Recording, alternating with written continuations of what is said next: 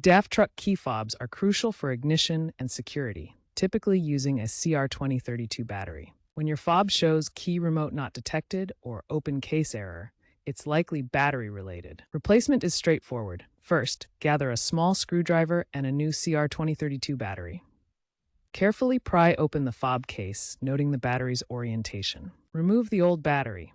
Insert the new one correctly. Snap the case shut securely to resolve the open case issue and test the fob.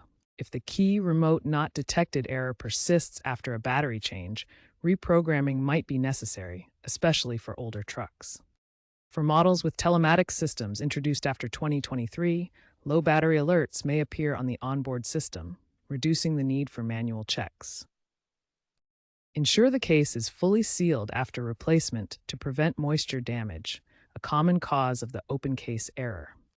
While most DAF fobs use disposable batteries, some newer high-end models like the XF 2024 Plus may feature rechargeable lithium polymer batteries. Always use the correct battery type to avoid malfunctions and potential warranty issues.